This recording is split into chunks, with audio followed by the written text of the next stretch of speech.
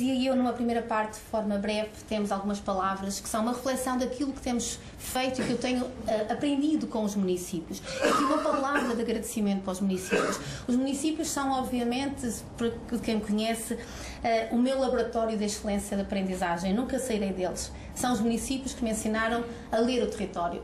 É um município que trabalha o local, que vê as pessoas concretas, que conhece um a um e consegue rapidamente apontar soluções. É o território de proximidade, é realmente aquele que eu pretendia focalizar neste livro que eu intitulei Cidades de Desejo, porque também todos nós desenhamos cidades para fazer com que elas sejam ocupadas e sejam palco das mobilidades de todos. E é nesse sentido de procurar a cidade que eu desejo, mas que muitas vezes ela não é a cidade que eu quero, porque ela não permite essa mobilidade, que eu coloquei algumas reflexões sobre as vivências que eu tenho tido nos últimos anos a nível desta matéria, obviamente, com os municípios, a aprendizagem, a multidisciplinaridade, a forma de organização das câmaras, a forma de participação política e técnica, as responsabilidades dos técnicos, que de resto são imensas ou são todas, e que às vezes nós técnicos sacudimos para os políticos quando não é bem assim, porque o político não tem que desenhar, não tem que saber desenhar, tem que confiar e ter técnicos à altura para desenharem e para projetarem.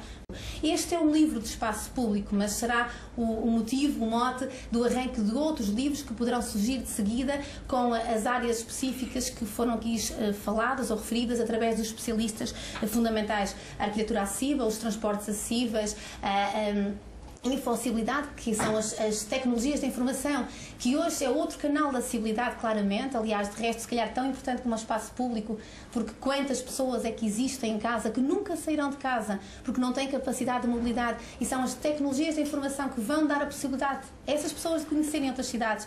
E reparem como aí são as cidades de desejo. Quando eu estou em casa e só posso utilizar o computador para conhecer Paris ou Nova Iorque, eu estou a desejar aquela cidade. Aquela é uma cidade de desejo.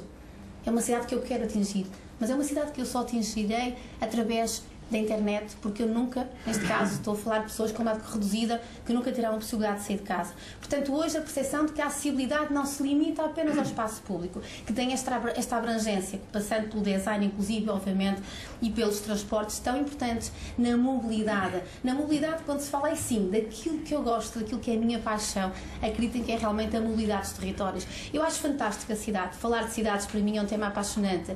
Diria que é, de facto, aquilo que me move, tudo que é falar de cidades, tudo que tem movimento, tudo que tem velocidade. Aliás, Paul Virilio é um psicólogo urbanista francês que eu adoro, talvez os meus autores preferidos, e que também relaciona a velocidade dos territórios com as cidades, a forma como as pessoas têm hoje a necessidade de ir de um lado ao outro, a velocidade e o tempo que não é o mesmo, por isso que ficamos às vezes muito fartos uns dos outros, porque o tempo não é o mesmo, porque realmente o nosso tempo hoje é o outro.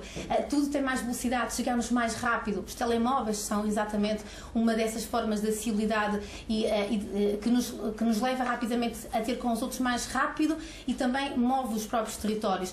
E nesse contexto, todas estas questões, todas estas tipologias de mobilidade têm efetivamente que ser acessíveis numa altura em que queremos territórios mais democráticos e territórios para todos. Sendo assim, numa parte 2, apresento no livro imagens para desfolhar com muita rapidez, mas que penso que são claras. Numa primeira fase, imagens daquilo que eu entendo que são tipologias de problemas para um cidadão comum. Este livro não é um livro para expertos, é um livro para qualquer cidadão que gosta de viver nas cidades e que quer ser cidadão ativo.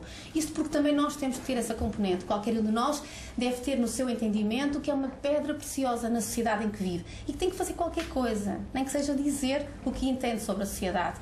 E, portanto, nesse sentido, é bom que todos saibam o que é que estamos a falar. O que é isto de barreiras urbanísticas e arquitetónicas? E, portanto, há uma parte que exemplifica claramente essas barreiras. E, por fim, numa parte 2, em que nós apontamos soluções. Soluções pessoais, soluções de autor. Aqui uma nota, um sublinhado. Porquê? Porque aquilo que eu entendo que pode ser aquele desenho, o desenho mais vantajoso para um percurso dito acessível, pode eventualmente ser polémico para outro técnico ou para outra pessoa. Contudo, uma coisa é certa, a legislação é uma obrigação. A legislação não é uma orientação. E, portanto, todas estas nossas orientações têm como princípio a legislação e depois como parâmetro de qualidade, um parâmetro de qualidade, de segurança e de conforto, aquilo que nós entendemos que pode ser mais confortável, que pode ser mais seguro para um cidadão com deficiência, com uma pessoa com idade reduzida ou simplesmente para um cidadão como alguns de nós que ainda não têm nenhum problema de mobilidade.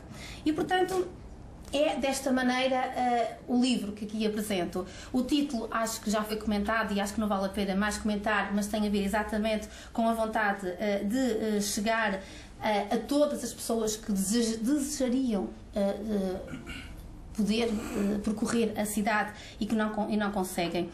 Por fim, dizer-lhes apenas que Italo Calvino, outro autor muito falado, fala muito das cidades também e das cidades móveis, e a certa altura ele diz justamente que a cidade está aqui hoje, mas nós podemos movimentá-la rapidamente e transformá-la para outro sítio.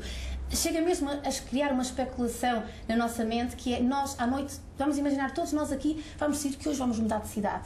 Vamos arrumar as trouxas, fazemos as malas, pegamos nas nossas casas e levamos para outro sítio. E tudo funciona exatamente no outro dia. Ele queria dizer com isto, e quer sempre dizer com isto, que todos nós realmente temos esta capacidade enorme de viver num sítio qualquer, porque nós somos adaptáveis, nós adaptamos. Não é verdade quando dizem que não conseguem mudar noutro sítio. Não é verdade. Nós somos seres adaptáveis e adaptamos a todos os sítios. O que ele quer dizer é que as cidades também se movimentam, porque as cidades são as pessoas e as pessoas têm que poder ter essa capacidade de locomoção, de mobilidade, para estar hoje num sítio e amanhã estar noutro e tornarmos refazer os grupos, as famílias, os amigos e tornarmos realmente a viver, a ser felizes, que no fundo é isso que nós pretendemos quando desenhamos cidades através de desenhos ou de papéis para criar cidades amigas ou cidades sustentáveis. A terminar com uma frase que eu costumo utilizar sempre e que gostava de referir aqui novamente, porque acho que tem muito a ver com tudo isto e todo este percurso que tenho vindo a fazer, que está na entrada da minha casa, que está na entrada do meu escritório, que é de Fernando Pessoa, que de resto gosto imenso e que diz apenas: não sou nada, nunca serei nada, não posso querer ser nada. À parte disso, tenho em mim todos os sonhos do mundo. E eu tenho um hoje, é que também as cidades desejam sejam definitivamente as cidades reais para muitos que não conseguem hoje utilizá-las. Esse é o meu grande desejo. Peço-lhes que me ajudem a continuar este percurso. Muito obrigada.